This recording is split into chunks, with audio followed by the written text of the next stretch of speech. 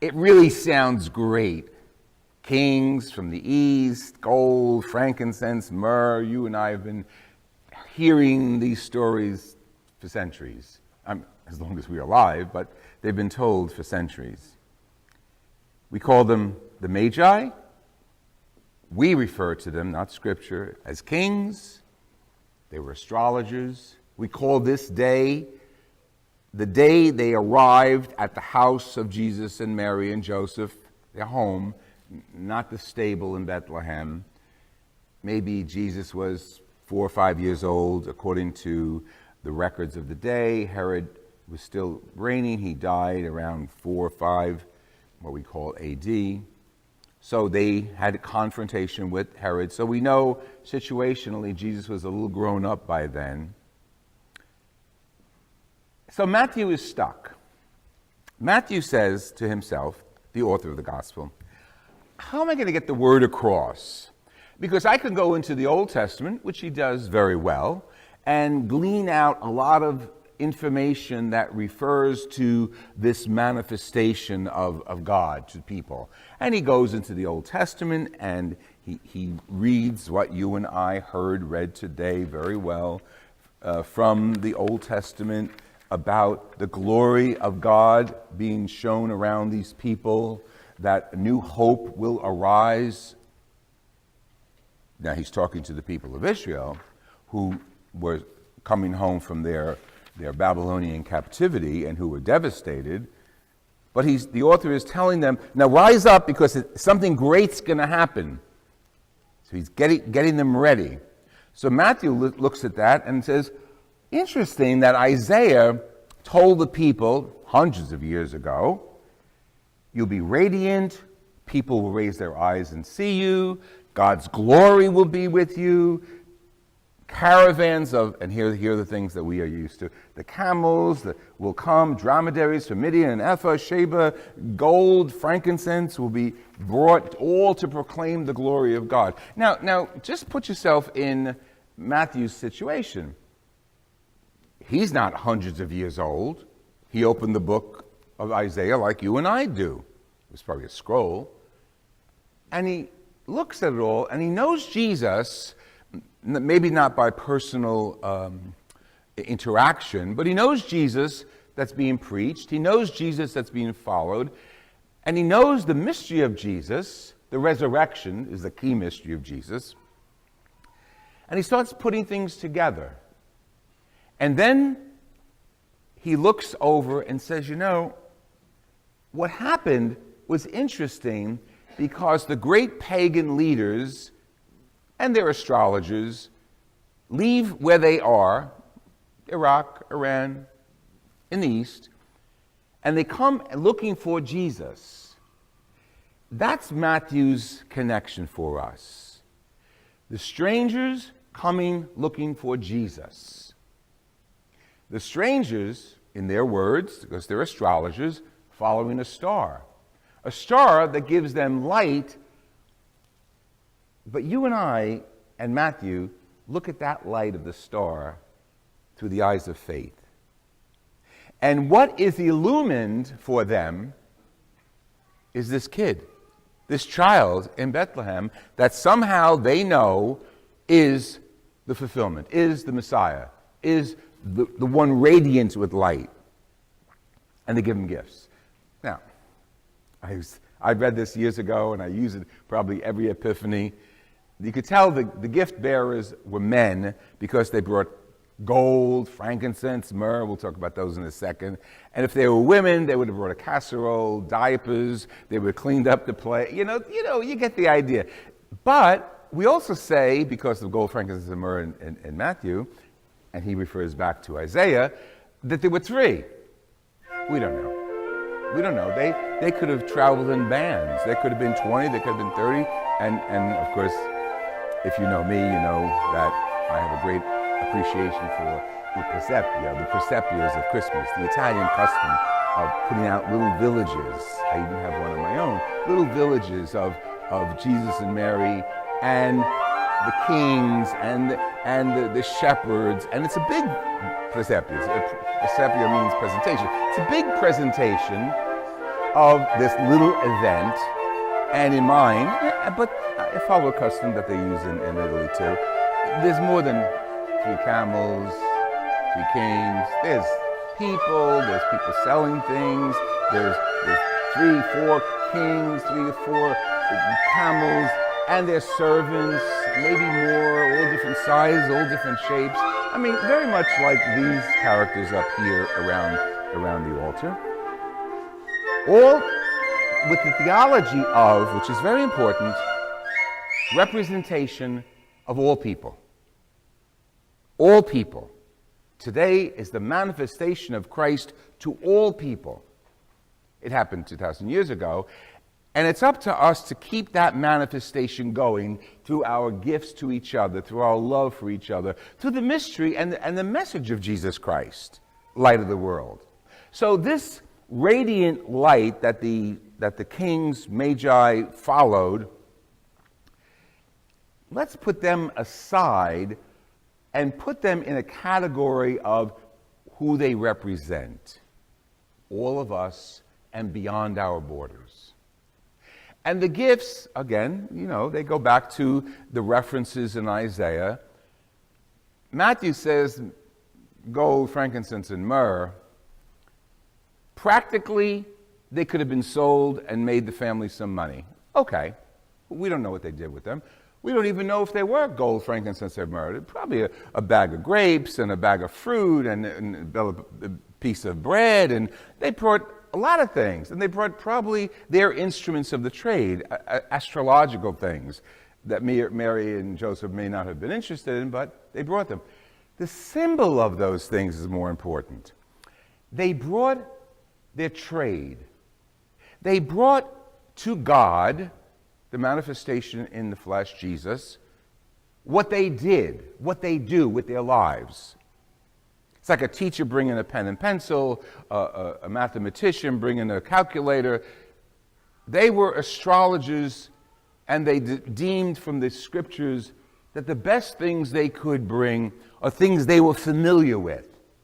And maybe gold and myrrh and frankincense is what they were familiar with.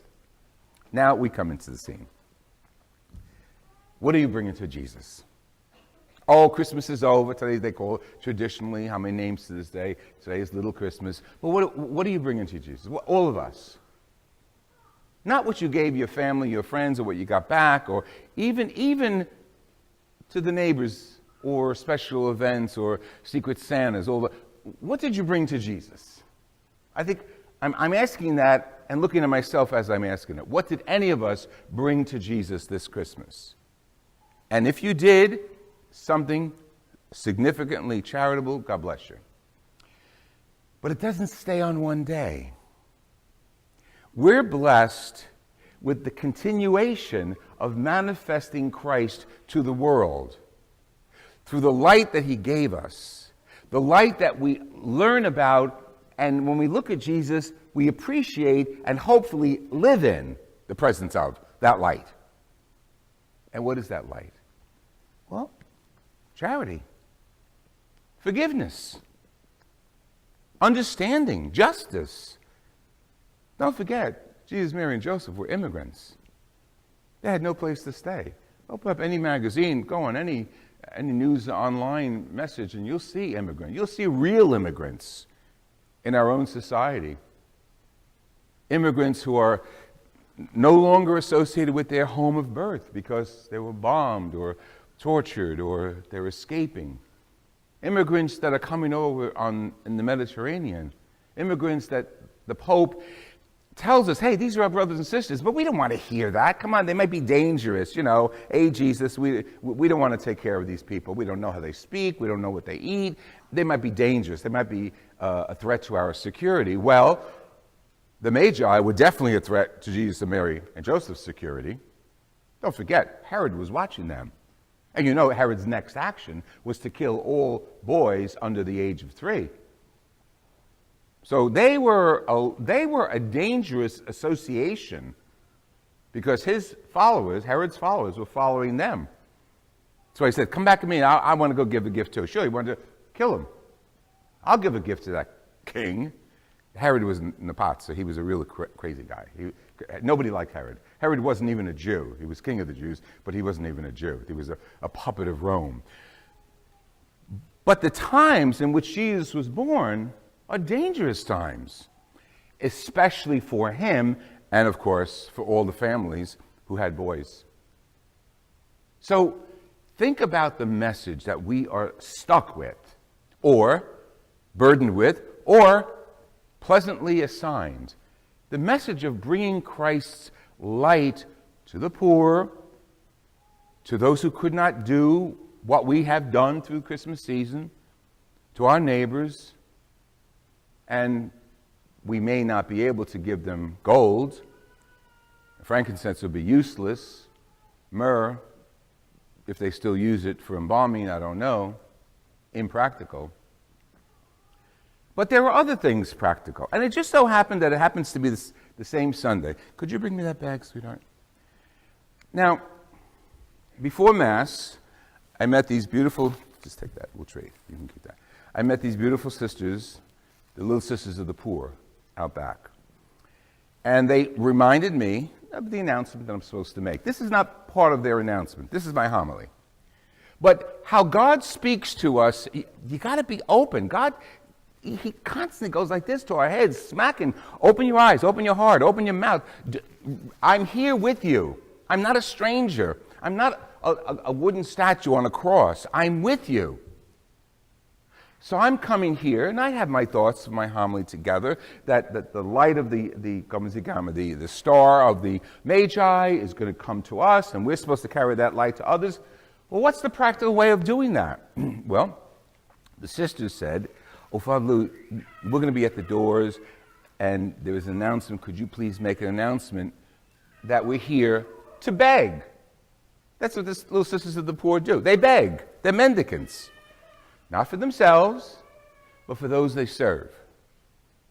An opportunity for us to continue the little Christmas, no, the great manifestation of Christ to the world through our charity. They're going to be at the doors, there's envelopes. What? For your gold. Yes, make no bones about it. It's for your gold. It's for your checks or your cash. And if you don't have it today, you mail it in. There's envelopes. But see what we're obligated to do as Christians? We're obligated to keep the light of Christ going. And feeding the poor and caring for the poor is one of the main ministries that Christ has challenged us to accept. And the other is feeding the hungry. Joanne, he's part of the Society for the Poor in our parish. Again, this is an announcement, but it's the homily. And God is speaking to us. And her husband, who's the reader, coincidentally reminded me that there's going to be another announcement, and each of you are going to be asked to take one of these bags. It's a supermarket bag, and there's a list of items for the Society of the Poor. Drive. It couldn't come on a better day. Christmas would be too confusing because you got to go home and eat and breakfast and open gifts. But little Christmas, I don't like the phrase. The manifestation of Christ to all people through our charity is the phrase that we should use. So you're going to be asked to take one of these bags, and there's a list of food that they need for the pantry here at the parish. And next few weeks, you can read the stuff, Next few weeks, you can bring the bag, fill the food, gift certificates, whatever you want to do. But do you see how God acts through us? We don't even know the names. Oh, we have the traditional names of the three kings, of the Magi, Melchior, Gaspar, and Balthazar. Traditional. They came up in the 3rd century. You've got to name them. Okay, but you and I are the Magi for the 21st century. You and I bring our gifts, not to Bambina Gesù in a beautiful little crib like this, but you and I have the opportunity to bring our gifts to Him in the poor. we have the opportunity to feed Jesus Christ in the poor, whether it's through the food or whether it's through taking care of the ministry of the sisters. An opportunity that we, now you say, oh, he's making a pitch for another collection. The only way God gets into the world is through you and me. The only way God's people are fed is between you and me and our charity. We are the manifestation of Christ to the world. We are his magi. We are his gifts of gold, frankincense, myrrh, pablum, bread, beans, cash. This is our day. Little Christmas, I don't care what you call it. Epiphany, manifestation of light, okay. And you know, the Italians always have their little twist on everything. They celebrate La Befana today. I got to tell you a little story about Befana. Then I'm going to stop. This is too long a homily. But I got to tell you the Befana. The story is the Magi, were traveling through Italy. Of course, they have traveled to Italy to go to Bambino Gesù, to go see baby Jesus in Judea. And they stopped at a house of an old lady for directions. And she said, I never heard about the kid. I don't know where it is. I don't know how to get there. And they said, you want to come with us? No, I don't want to go. And they took off.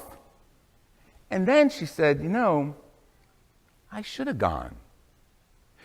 So since then, this is Italian mythology. Since then, first century, La Befana, which is that woman, based on a derivation of Epiphania, okay, Epiphany. La Befana has been searching for Jesus. And what she does today in Italy, and many places throughout the world, is she goes to everybody's house, like Santa, and she brings little gifts for good people, for good children. And for those that are not good, you know what they get. So La Befana is another way of celebrating Christ's manifestation to all the world. Through her, the Befana myth, the kings? No. Through you and me. We are his manifestation to the world. Happy Christmas.